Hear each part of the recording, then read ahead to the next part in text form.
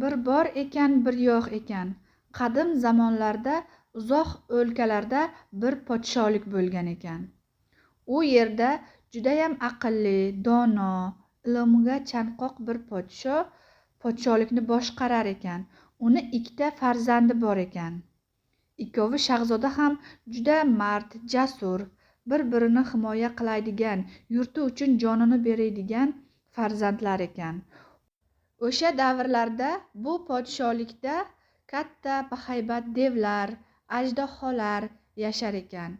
Shahzodalar bu ajdarlarni, devlarni, hikoyalarini, ertaklarini eshitib, ular bilan janglar qilib, ularni yengib, ulardan qo'rqmaydigan yigit, pahlavon yigit bo'lib voyaga yetishibdi.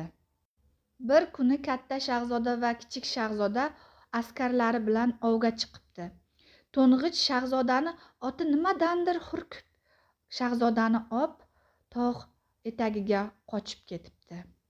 Tog' etagida shahzoda uzoqroqdan bir ajdar bolachasini ko'ribdi. U enkayib suv ichayotgan ekan ko'lmakdan.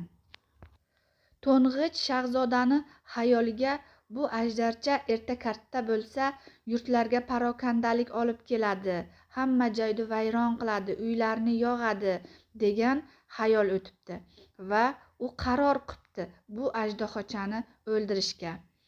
Katta shahzoda ajdahoni o'ldiribdi va orqasiga qaytibdi. Shahzodaning yuragi notinch edi. U pushaymonday o'zini his qilardi. Nimaga ham ajdarchani o'ldirdim? Hali u kichkina edi-ku degan savollar uni qiynay boshladi. O'sha kuni kechasi shahzoda uxlolmay chiqdi. Shahzodani qulog'iga ajdarni chinqiragan ovozi eshitilardi. Ona ajdar bolasini nobud bo'lganini ko'rib g'amga cho'kdi. Ko'z yosh to'ka boshladi. U hayvon bo'lsa ham ona edi. U ko'kka qarab shahzodani duoyubad qildi. Uni chinqiriqi butun bir podsholikni lahzaga soldi. Chinqiriqdan shahzoda cho'chib uyg'ondi va ona ajdarni duoyubati asta-sekin ro'yob bo'la boshladi.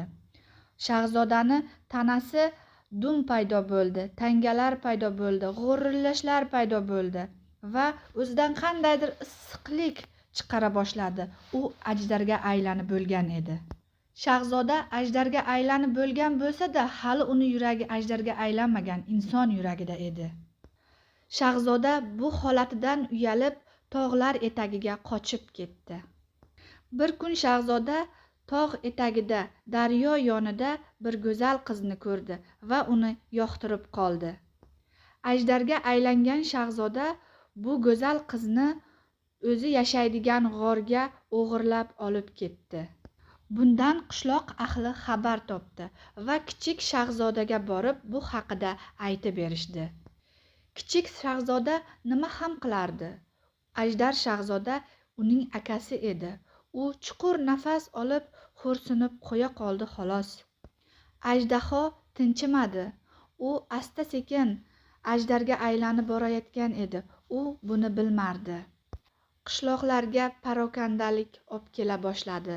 Uylarni yoqardi, dehqonlarni ekinlariga ziyon keltirardi. Cho'ponlarni, chorvalarini olib ketib yerdi. Go'zal qiz shahzodani tushunardi. Unga qiyin bo'layotganini bilardi, lekin uni yoqtira olmasdi. Uni faqat do'st sifatida qabul qilgan edi. Xalq tozza nochorlikka ko'mila borardi. Bunga kichkina shahzodaning yuragi toqat berolmay qoldi. U majbur bo'ldi. Ovchilarni, temirchilarni yig'ib, temirdan olovda pishitib, ajdaho uchun to'r yasattirdi va ajdahoni o'ldirish uchun, ovlash uchun ovchilar bilan yo'lga chiqishdi. Kichkina shahzoda akasini, ya'ni ajdar shahzodani qiyinchilik bilan bo'lsa-da ushlashdi. Kichkina shahzoda ko'ziga yosh oldi. U bu ishni qilishga majbur edi, chunki u shahzoda podsho bo'layotgan edi. Birinchi ocharat xalqi turardi. Xalqini qutqarish uchun ajdarga aylangan shahzodani o'ldirdi.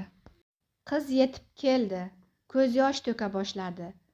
Ajdar bo'lsa-da, ajdar qiz uchun haqiqiy do'st edi. Shu payt qandaydir mo'jiza ro'y bera boshladi. Ajdarni tanasidan shahzodani ruhi ajrala boshladi. Ajdardan ajralgan ruh halok bo'lgan bo'lsa-da, juda xursand edi.